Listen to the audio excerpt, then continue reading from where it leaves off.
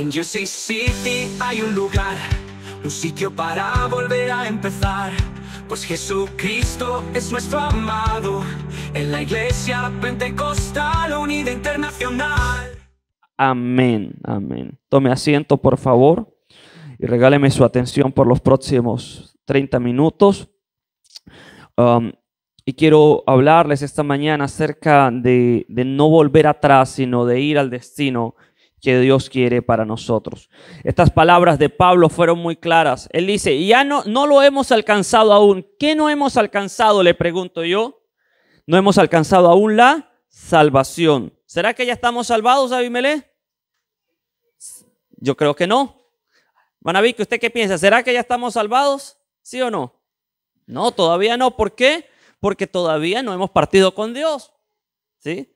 Y todavía no hemos alcanzado el proceso. Aun cuando estemos viviendo bien, cuando estemos viviendo en santidad, cuando estemos correctos, si muriéramos hoy, nos iríamos con el Señor, la respuesta es no, todavía no lo hemos alcanzado porque estamos yendo en una meta, estamos yendo en un camino, estamos yendo en una dirección. Y si nos descuidamos del camino al cual estamos prosiguiendo, ¿qué puede pasar? Podemos perdernos en la intención de conseguir el objetivo.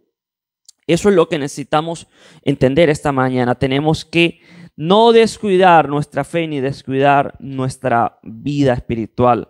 Ahora yo le pregunto, ¿qué es lo que Dios quiere que nosotros hagamos en nuestra vida? ¿Se ha preguntado eso usted en algún momento? ¿Qué es lo que Dios quiere que yo haga?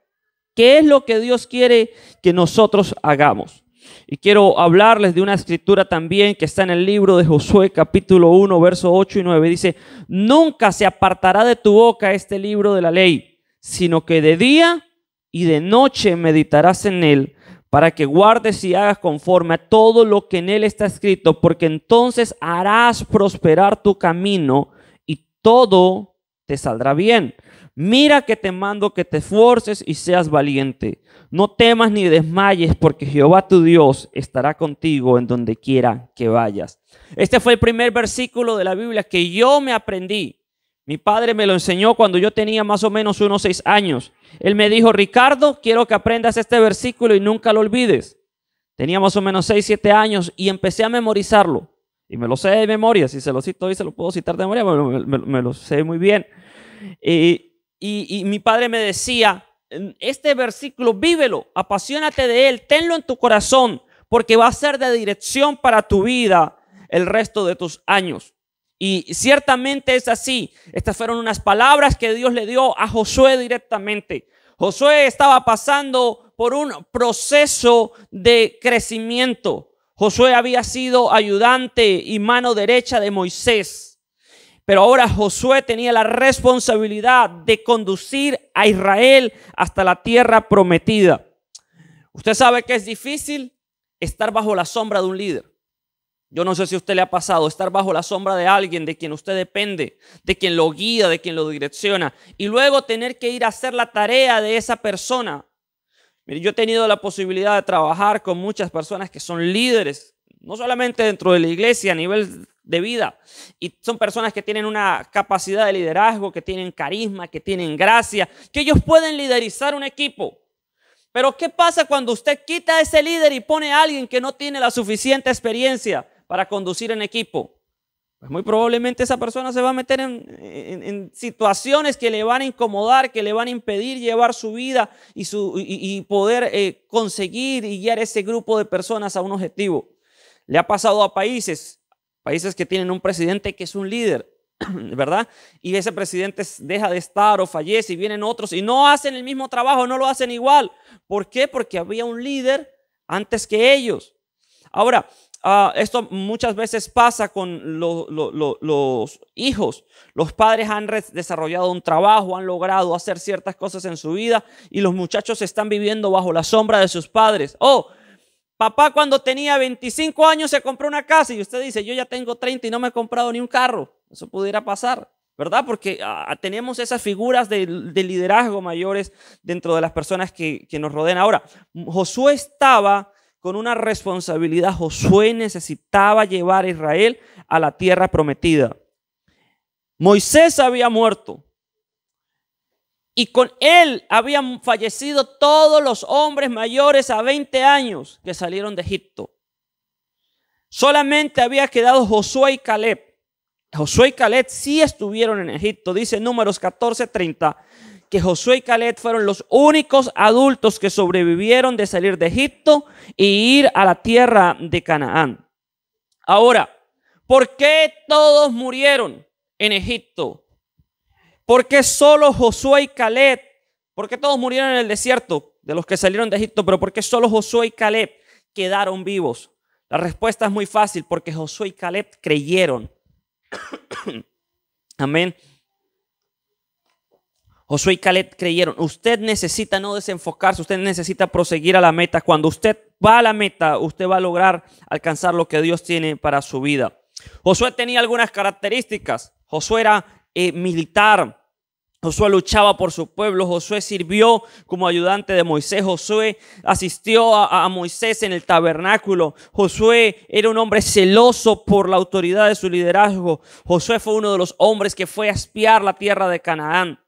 Pero Josué tenía sin duda un espíritu fuerte y un espíritu con el deseo de servir a Dios. Dios lo escogió a Josué, como lo puede escoger a usted, como me puede escoger a mí, o nos ha escogido a usted y a mí, para ir a alcanzar las bendiciones de Dios. Josué y Caleb, ellos salieron de Egipto. Y quiero que sepa esta mañana, Egipto simboliza la vida del mundo. Dios no quiere que vivamos con una vida mundana. Note la diferencia. Yo no estoy diciendo que Dios no quiere que vivamos en el mundo, porque sin duda estamos en el mundo. Usted no va a salir de este mundo todavía. Pero Dios no quiere que vivamos una vida mundana, una vida alejada de la bendición de Dios. Dios nos quiere sacar de Egipto. Dios nos quiere sacar de la vida mundana, de la vida alejada de Él. Pero cuando vayamos de Egipto hacia la tierra prometida, hacia la vida cristiana, antes de que Israel llegara a la tierra prometida, ¿por dónde pasó Israel? Le pregunto. Salieron de Egipto y antes de llegar a Canaán, ¿por dónde estuvo Israel? ¿Quién me ayuda? ¿Quién me ayuda? Bueno, Abimelech. En el desierto, gracias hermana Vicky. Israel estuvo en el desierto 40 años. Y es que antes de llegar a la tierra prometida, antes de llegar a la vida cristiana de plenitud, usted y yo vamos a tener que pasar por desiertos. Vamos a tener que pasar por dificultades. Vamos a tener que vivir ese proceso del desierto. Ahora, depende de qué tanto seamos obedientes a la palabra de Dios. El cuánto duremos en el desierto va a depender de cuánto estemos dispuestos a obedecer la palabra de Dios. Hermano, Israel duró 40 años en el desierto. ¿Usted cree que era voluntad de Dios que Israel viviera 40 años en un desierto? ¿Usted qué cree, hermana Vicky? ¿Usted cree sí o no? ¿Era voluntad de Dios que Israel viviera tantos años en el desierto? ¿No? Abimelech, ¿qué piensa? ¿Qué cree? ¿Era voluntad de Dios que Israel viviera 40 años en el desierto, sí o no? Glady, ¿era voluntad de Dios que Israel viviera 40 años en el desierto? Joseph, ¿qué piensan ustedes? Buen trabajo. No era la voluntad de Dios de que Israel estuviera 40 años encerrado en el desierto. Pero ¿por qué pasó 40 años encerrado en el desierto? Joseph lo respondió con 5 años. Bueno, todavía tiene 4, el miércoles se cumple 5. Porque desobedeció la palabra de Dios, desobedeció la ley de Moisés. Y eso alargó el desierto de Israel.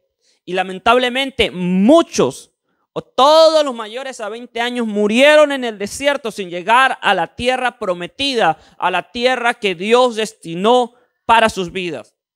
Yo quiero que usted sepa esta mañana, la cantidad de tiempo espiritual que usted puede estar o esté en un desierto no va a depender del pastor, no va a depender del hermano, no va a depender de la persona que le rodea. La cantidad de tiempo que usted y yo duremos en el desierto va a depender de nosotros mismos. No va a depender de alguien más, va a depender de nosotros. Usted puede decidir salir de su desierto espiritual si usted lo quiere. Dios no quiere que volvamos a Egipto. Dios quiere que vayamos por el desierto, pero a la tierra que Él nos prometió. Egipto no era bueno. pero en Egipto se parecía que estaban bien. A ver, ¿quién me ayuda? ¿Qué había en Egipto para los israelitas? ¿Qué creen? Comida, ¿qué más? Vestido, lugar donde dormir. Pero eran esclavos. Sí, es verdad que tenían para comer. Sí, es verdad que tenían donde dormir. Pero eran esclavos. No podían ser libres. Tenían que trabajar como esclavos. Y no tenían libertad. ¿Parecía un lugar cómodo? Sí, es que era un lugar cómodo. ¿Parecía un lugar tranquilo? Sí, era un lugar tranquilo. Pero no eran un sitio donde estaban libres. Y eso me recuerda muchas veces a los seres humanos. Y me trae el recuerdo a nosotros cuando no estábamos en Cristo. Podíamos estar viviendo una vida cómoda, una vida conforme a las cosas de este mundo. Viviendo como los demás viven, hablando como los demás hablan, haciendo lo que los demás hacen. Quizás yendo a los mismos lugares los fines de semana donde los demás van. Pero eso no nos hacía ser libres. Eso solamente nos hacía ser esclavos. Cuando usted voltee y ve a la gente de este mundo, hablan como los demás hablan, actúan como los demás actúan, andan en sitios donde la gente pecaminosa anda. Pero ellos creen que están libres, pero la realidad es que no, están esclavos ¿a qué? Al pecado. Y el que vive en pecado es esclavo del pecado. Y Dios nos ha sacado de Egipto y nos ha hecho vivir en nuestra vida por un desierto. Pero Él no quiere que usted y yo sigamos en el desierto. Él quiere que usted y yo pasemos a la tierra prometida. Alguien diga amén. Tenemos que ir a la tierra prometida. ¿Y qué pasó entre el desierto y la conquista de Jericó? ¿Quién se recuerda esa historia? A ver, Joseph se recuerda esa historia. Hermana Glady, hermana Vicky, hermano Abimelech. ¿Qué pasó entre el desierto para pasar a la tierra prometida, para pasar a Jericó y conquistar Jericó? ¿Qué tuvo que hacer el pueblo de Israel? Hubo un acto que tuvieron que hacer. ¿Qué cruzaron? ¿Por dónde pasaron? Usaron el río. Gracias, Joseph, correcto. Chócala ahí. Ahí está. Felicidades. Él está aprendiendo de Biblia. Ahí con su juego para allá y para acá, corriendo, molestando, pero él está aprendiendo. Amén. Pasaron el río Jordán. Exactamente. ¿Y todas las noches qué te pone tu mamá cuando te vas a dormir? La Biblia. Las historias de la Biblia, ¿verdad? Entonces, ¿qué hizo Israel? Entre un desierto y la tierra prometida hubo que pasar un río. Préstame atención para que me entienda esto. Entre el desierto de la vida del cristiano y la tierra prometida, la cual Dios nos quiere entregar, hay que pasar por medio de un río. Hay que pasar por medio de un río. Y es que ese acto de pasar por medio del río Jordán y llegar a la tierra de Canaán, ¿sí? O llegar a Jericó, es simbología de pasar por las aguas del bautismo, ser bautizados para que nuestra vida sea diferente, para que nuestra vida cambie, para poder llegar a la tierra prometida. A mucha gente yo he escuchado decir, es que la salvación es automática, la salvación es inmediata. Y la respuesta es no. Nadie es salvo inmediatamente. Nadie es salvo de la nada. Necesitamos, dice la Biblia, nacer de nuevo. Y las aguas del Jordán, cuando Israel pasó, era la misma simbología de cuando el ser humano es llevado a las aguas y es bautizado. ¿Qué pasa cuando una persona es bautizada? Ya lo vamos a ver. Denme un segundo. Denme un segundo rápidamente. Quiero que abran este versículo de la Biblia. Vamos a ir rápidamente al libro de Juan, el capítulo 3. Jesús está hablando con un hombre llamado Nicodemo. Juan capítulo 3. Y el versículo, vamos a leerlo desde el versículo 3. Manaviki, ¿me puede ayudar a leer Juan capítulo 3? Versículo 3 en adelante. Esto que vamos a leer en Juan es la misma simbología de lo que pasó en Josué, capítulo 2 o 3, cuando ellos pasaron las aguas del río Jordán. El capítulo 3 nos habla de cómo ellos pasaron las aguas del Jordán. Espiritualmente Juan 3, Juan 3:2 nos dice. Sí, Juan 3:2. Perdón, el 3:3, sí. Miren las palabras tan directas de Jesús. Jesús se caracterizaba, y sepan esto, Jesús se caracterizaba por no hablar blando. ¿Usted le ha hablado blando a alguien? Sí. ¿Cómo le gusta hablarle más a alguien, hermana Glady? ¿Blando o fuerte? Blando, ¿verdad? Para que, así suavecito, como masajeado, ¿verdad? Para que no.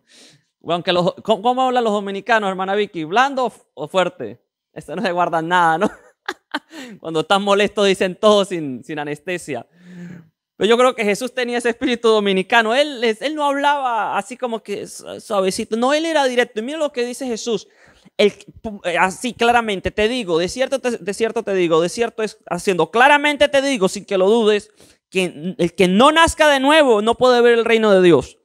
Tienes que nacer de nuevo para ver el reino de Dios. Señor, pero ¿será que de repente puede haber un plan diferente? No, es solamente este. Nacer de nuevo, si no, no vas a ver el reino de Dios. Ahora, Jesús está hablando con Nicodemo. Nicodemo era el hombre estudioso de la ley, era un principal de la sinagoga, y Nicodemo le dice, siendo conocedor de la Biblia más que cualquier otra persona en Jerusalén de ese tiempo, conocedor de la Biblia más que cualquier otra gente en esa situación. Y eso me recuerda a la mucha gente que conoce la Biblia, pero aún conociéndola ni siquiera entiende lo que leen. Mira lo que dice la Biblia, el verso 4 dice, Nicodemo le dijo, ¿cómo puede un hombre nacer de nuevo siendo viejo? ¿Puede acaso entrar por segunda vez en el vientre de su madre y nacer? ¿Será que para nacer de nuevo Jesús tengo que volver a meterme en el vientre de mamá y nacer? Mira lo que Jesús dice. ¿Qué dice, hermana Vicky? Verso 5. Jesús le dice nuevamente, de cierto, oye, te hablo claro. No me importa si te gusta o no te gusta, pero la verdad es esta, dice Jesús. El que no nazca de agua, ¿por dónde pasaron los israelitas? ¿Por medio de qué? Del río Jordán. ¿Qué era el río? Aguas. El que no nazca de agua y del Espíritu, note la palabra, y del Espíritu, no puede entrar en el reino de Dios. Oh, pero es que yo creo, no necesariamente, creer es necesario, pero no es lo único. Necesito creer y accionar. Porque qué tal que yo le diga esta mañana, oh, yo creo que tengo $1 millón en la cuenta bancaria, pero ¿y si no trabajo? ¿Lo voy a tener? Jamás. Entonces el mismo ejemplo sería, si yo dijera esta mañana, yo creo en Dios, pero no hago lo que Dios me ha mandado, entonces ¿cómo voy a ser salvado? Dice, de cierto te digo que el que no nazca de agua y de espíritu no puede entrar en el reino de Dios. ¿Por qué? Porque lo que es nacido de la carne, carne es. Y lo que es nacido del espíritu, espíritu es. Verso 7, no te maravilles que te dije, os es necesario nacer de nuevo. El viento sopla de donde quiere y lo oyes. El sonido, mas ni sabes de dónde viene ni hacia dónde va. Así todo aquel que es nacido en el Espíritu. Jesús le dice a Nicodemo, necesitas, Nicodemo, pasar por las aguas para salir de Egipto, pero también para salir del desierto. Y cuando pases por las aguas vas a nacer nuevamente. Y el Señor le dice a Nicodemo, necesitas nacer, necesitas ser bautizado, necesitas recibir bautismo de agua. Ahora, la Biblia nos habla acerca de diferentes bautismos, pero uno solo nos conduce. Jesús fue bautizado ¿por quién? ¿Segura? Amén. Dígame, es que sí, claro, fue el que bautizó a Jesús. Amén. Nos habla de eso la Biblia. Y Jesús fue bautizado por Juan. Déjenme lo busco rápidamente, creo que es Mateo capítulo 3. Para darnos ejemplo de que nosotros necesitábamos ser bautizados. Mateo capítulo 3, versículo 13. Entonces Jesús vino de Galilea a Juan. Entonces Jesús vino de Galilea a Juan. Entonces Jesús vino de Galilea a Juan. Jesús vino a Juan. ¿Desde dónde? Desde Galilea. ¿Pero a dónde? ¿A qué río? ¿Lo tiene ahí, hermana Vicky? Mateo 3, 13, Gley. Búsquenlo. Libro de Mateo 3:13. ¿A dónde? Jesús vino a Juan desde Galilea. ¿A dónde? Nuevamente le pregunto. ¿Y por dónde pasaron los israelitas, hermano Abimele? Por el Jordán. Mire que el Jordán se nos repite nuevamente. ¿Sí lo logró conseguir, hermana Vicky? Ya casi, iba llegando. Vamos a esperar para que lo tenga allí.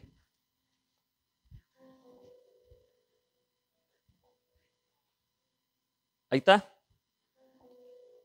Ya casi. Ahí está. Ok. Entonces, Mateo 3:13, ¿qué nos dice? No, 3. Mateo 3:13. Capítulo 3, versículo 3. Mire lo que dice. Jesús vino a Juan, ¿verdad? ¿Desde dónde? Desde Galilea. ¿Y Jesús estaba en dónde? ¿Juan estaba en dónde, perdón? ¿En qué río?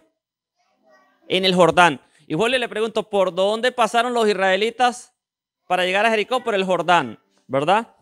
Sí nota que hay una conexión, por eso le hablaba de que para salir del desierto a la tierra prometida hay que pasar ¿por dónde? Por las aguas del río. En este caso Jordán, allí estaban en ese momento en el Jordán. Para ser bautizado, mira lo que Jesús, siendo el Dios Todopoderoso, él vino Juan para ser bautizado por Juan. Verso 14, mas Juan se le oponía diciendo, yo necesito ser bautizado por ti. Imagínense que Jesús se apareciera en esta mañana acá y me dijera, pastor, bautíceme. Y yo le voy a decir, pero yo necesitaría ser bautizado por ti, Jesús. Ahora, Jesús en obediencia a la palabra, para darnos ejemplo a nosotros de lo que necesitamos para salir de la esclavitud y del desierto y llegar a la tierra prometida, dice, yo necesito ser bautizado por ti, Juan. Y le dice, Jesús le dice en el verso 15, pero Jesús le respondió, deja ahora, hazlo así, porque así conviene que cumplamos toda justicia. Entonces le dejó y Jesús después fue bautizado, subió luego del agua y aquí los cielos le fueron abiertos y vio al Espíritu de Dios que descendía como paloma y venía sobre él. Y hubo una voz de los cielos que decía, este es mi Hijo amado en el cual yo tengo complacencia. Amén. Mire lo lindo que es esa parte de la Biblia. Jesucristo fue bautizado. Ahora, note lo siguiente. Dice la palabra, Juan bautizaba por bautismo de arrepentimiento. Déjenme lo busco porque quiero que lo lea esta mañana, que es lo que le quiero enseñar. Libro de Marcos capítulo 1, versículo 4. Marcos ahí más adelante. Marcos capítulo 1, versículo 4. Amén. Amén. Mira lo que dice la palabra. Juan bautizaba con bautismo ¿de qué? De arrepentimiento.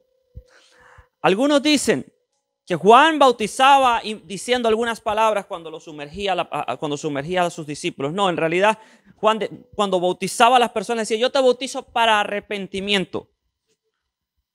Para que el arrepentimiento pudiera llevarlo a una transformación. Ahora, este no fue el bautismo definitivo, este fue el bautismo de Juan, con el cual se nos enseñó que debíamos pasar por las aguas para que nuestra vida fuera cambiada, para que nuestros pecados fueran perdonados. Porque dice la Biblia que cuando somos bautizados, cuando pasamos por las aguas, como Jesús pasó por las aguas del Jordán, mismas aguas que pasó el pueblo de Israel, dice la palabra que Él sepulta nuestras iniquidades, dice Miqueas. Él sepulta nuestras iniquidades. ¿Usted sabe que es algo inicuo? ¿Qué es una iniquidad? ¿Quién me ayuda?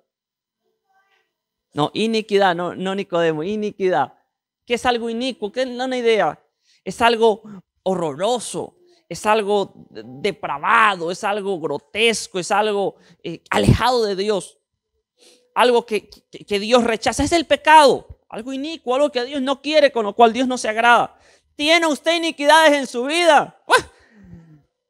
Ni responda, porque la respuesta sería sí, todos hemos pecado, dice la palabra, por cuanto todos hemos pecado, hemos sido alejados y destituidos de la gloria de Dios. Pero quiero que sepa esta mañana, hay manera de borrar nuestro pasado. Manaví, ¿que a usted le han puesto alguna infracción de tránsito en este país? Que ni le pongan. Managlady tampoco, Abimelé todavía no tiene licencia, pero les voy a decir, yo tengo una multa de tránsito. Fue algo muy bobo, pero la tengo. Y me tocó presentarme, fui y negocié con el fiscal al final no me puso puntos en la licencia, y menos mal porque me hubiesen botado de la compañía. Con puntos no se puede trabajar manejando. Pero aparte de todo hay una cosa. Eso quedó en mi registro. ¿Y sabe qué es lo más tremendo? Que ninguna falta de tránsito ni ninguna circunstancia que lo lleve a usted a la corte se borra de su historial en los Estados Unidos de América. Podrán pasar 100 años, aún la multa va a estar en su historial. No hay manera de borrar el historial de récord en este país, ni con dinero.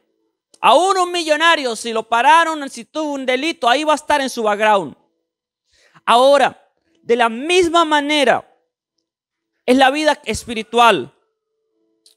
Y es la vida de nosotros los humanos. Usted se ha equivocado y usted tiene gente que le señala y le dice, yo la conozco, yo sé quién es usted, yo sé cómo es usted, yo sé cómo piensa usted, su manera de vivir, su manera de actuar. Los seres humanos dicen un dicho, yo perdono pero no olvido. ¿Le ha pasado? Todos los seres humanos nos acordamos de los errores de los demás. Ahora, Dios dice en su palabra que a través de su bautismo tenemos oportunidad de sepultar nuestras iniquidades. ¿A quién no le gusta borrar su historial? Si a mí me dieran una oportunidad de ir a borrar ese récord que tengo allí en mi licencia, iría y lo borrara, porque ahora este año me tocó pagar casi el triple de seguro de carro de lo que pagaba el año pasado. Y esto va a ser así por los próximos 2 años. Tengo que pagar las consecuencias de haber manejado 10 millas por encima de la velocidad. Ahora, los seres humanos estamos condenados a pagar las consecuencias de nuestro pecado. Estamos condenados a pagar el error y los errores que cometemos. Pero hay una manera de borrar eso de nuestra vida y es lo que quiero enseñarle esta mañana. Dice la Biblia, vamos a sepultar nuestras iniquidades y Él va a echar en la más profunda mar todos nuestros pecados. El bautismo nos permite echar en la más profunda mar, en las aguas, en lo más profundo nuestros pecados. Dice la Biblia que Él se echa atrás, Él no los vuelve a ver. Ahora, necesitamos ser bautizados. Vamos a leer otro versículo de la Biblia. Marcos 16, 16. Si me ayuda la hermana Vicky a buscarlo. Marcos 16, 16. Marcos 16, 16. El Señor comisiona y da una orden y dice así: el que crea y sea bautizado, esa persona va a ser salva.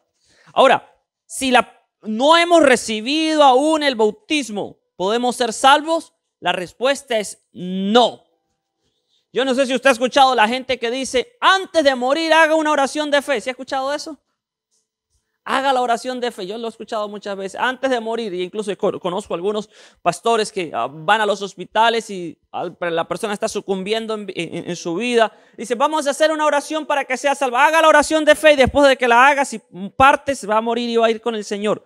Pero eso lo dicen ellos. La Biblia no dice así. La Biblia dice, el que creyere, el que crea y sea bautizado, ese será salvo. Pero el que no crea va a ser condenado. Yo le pregunto, si esta mañana le dieran la oportunidad entre ser salvo y ser condenado, ¿qué tomaría? ¿Qué escogería? ¿Qué opción le convendría más? ¿Ser salvado o ser condenado? Ahora, no quiero ser muy extenso, solamente trato de transmitirle una idea básica de cómo Israel fue salvada de su esclavitud de Egipto. Dime, hijo. Sí, mi amor, voy a leer más historias de la Biblia. Quiero darle una idea básica de cómo Israel fue salvado dentro de salir de Egipto al desierto y cómo salió del desierto a la tierra prometida. Ya le dije, lo hicieron por las aguas. Amén. Y el Señor dice, el que cree y sea bautizado, ese será salvo. Jesús fue bautizado en un Jordán, recibiendo este bautismo por parte de Juan. Y Marcos nos aclara que el que quiera ser salvo debe ser bautizado. Y Jesús dijo, es necesario nacer de nuevo. Porque el que no naciere de agua y de espíritu no puede entrar en el reino de Dios. Ahora, quiero profundizar la idea clara. Para nosotros, ¿quién es Dios? Y le pregunto, hermana Vicky, esta mañana, para usted, ¿quién es Dios? ¿Cuál sería su respuesta? Su Padre Celestial. Para usted, ¿quién es Dios, hermano Abimelech? Sí. Eso es todo. Amén. Ahora, noten la pregunta que les estoy haciendo esta mañana. Voy, Joseph, voy contigo. Joseph, para ti, ¿quién es Dios? Gracias, hijo mío. Mire la pregunta que les hice esta mañana. No les pregunté qué es Dios para usted. ¿Le pregunté qué cosa, hermana Vicky? ¿Quién es Dios? Una cosa es qué es Dios y otra cosa es quién es Dios. Porque si yo le pregunto esta mañana a usted, hermana Vicky, ¿qué es usted? ¿Cuál sería su respuesta? Analice la pregunta. ¿Qué es usted? Una hija de Dios. ¿Qué más? A nivel general de su vida, de trabajo, de familia. ¿Qué es? Es dominicana, ¿verdad? Es driver, ¿verdad? Es empleada de UPS. Es una joven. Abimelech, ¿qué es usted? Usted es un tecladista. ¿Qué soy yo? Es predicador. ¿Qué es el niño que está allá atrás? Un hijo de alguien que se llama Ricardo. Ese es el que es. ¿Y qué es Dios? Dios es nuestro Padre, nuestro ayudador, nuestro consejero, nuestro todo. Eso es Dios. Pero si yo le pregunto esta mañana, ¿quién es Dios? ¿Quién es? Ahora, si yo le pregunto a usted, hermana Vicky, yo no la conozco, no sé qué se llama Vicky, y le digo, hola, ¿cómo está? ¿Quién es usted? ¿Cuál sería su respuesta? Vicky, ¿quién es usted? Abimelech. ¿Quién soy yo? Ricardo Durán. ¿Quién es usted allá atrás? Glady Gabriela. ¿Quién es usted, niño? Yo soy Joseph Durán. Esa es la diferencia entre un qué es y un quién es.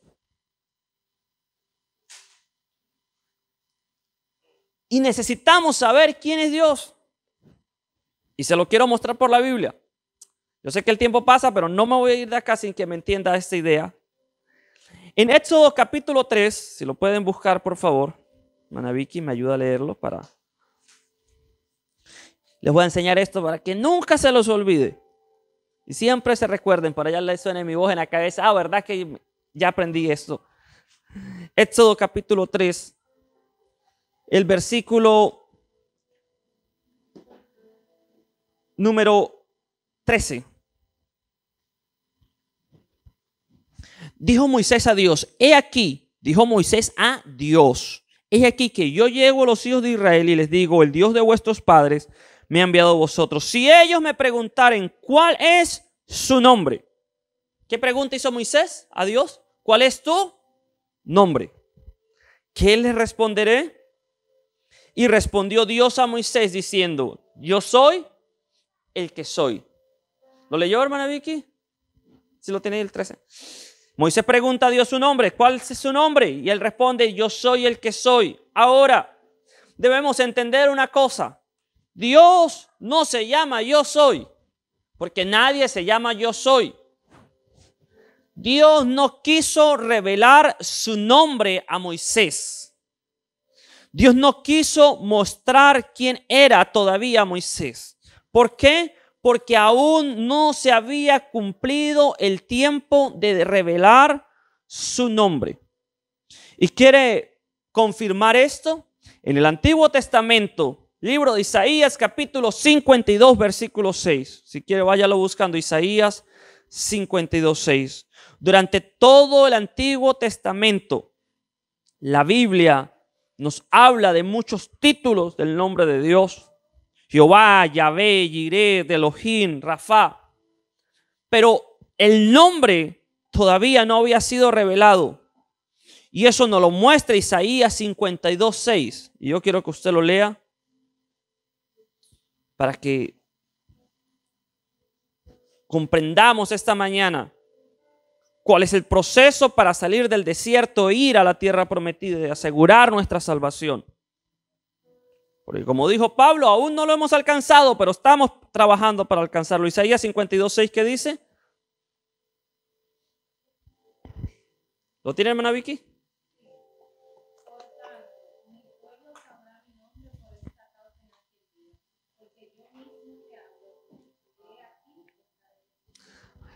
¿Quién estaba hablando en ese momento?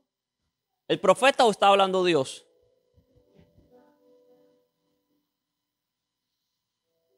Si ubica el versículo 5, dice Jehová. ¿Sí lo nota? ¿Quién está hablando?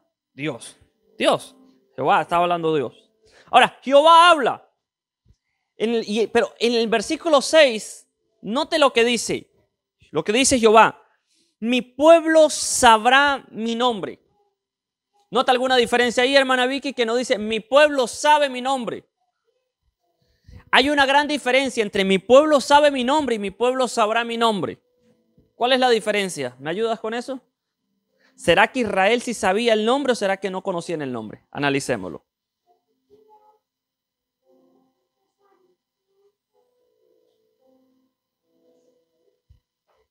Verso 6, por tanto, mi pueblo sabrá mi nombre.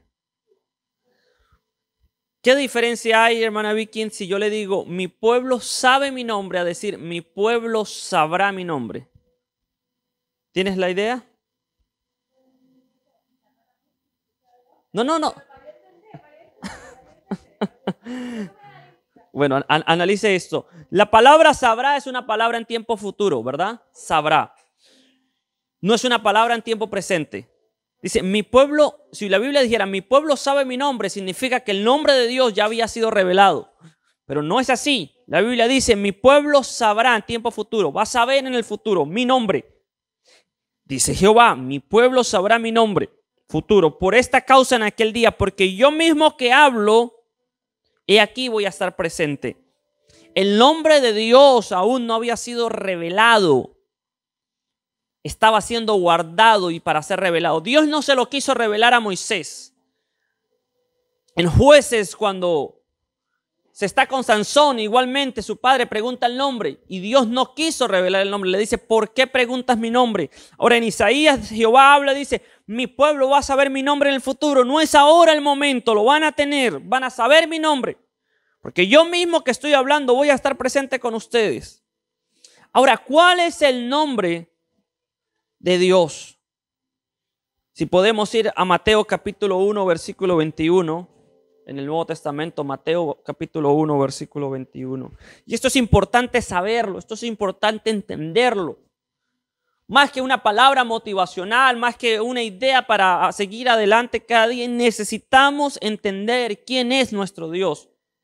¿Quién es? ¿Cuál es su identidad? ¿Cómo se llama Él?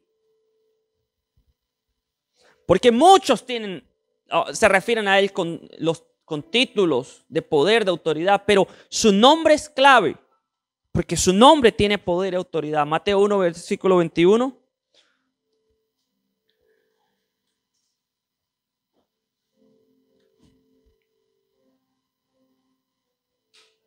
¿Lo tiene allí, hermana Vicky? ¿Cómo dice? No, Mateo 1, 21. Sí.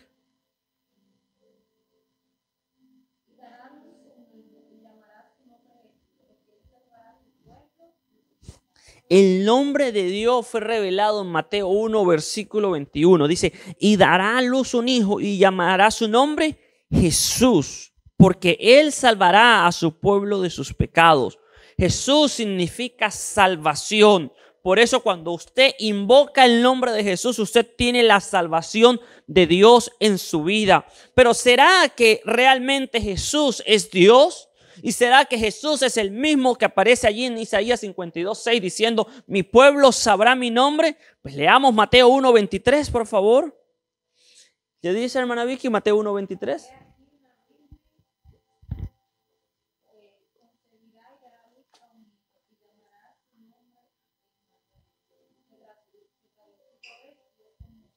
Note lo siguiente. Un versículo más adelante dice, y llamarás su nombre Emmanuel.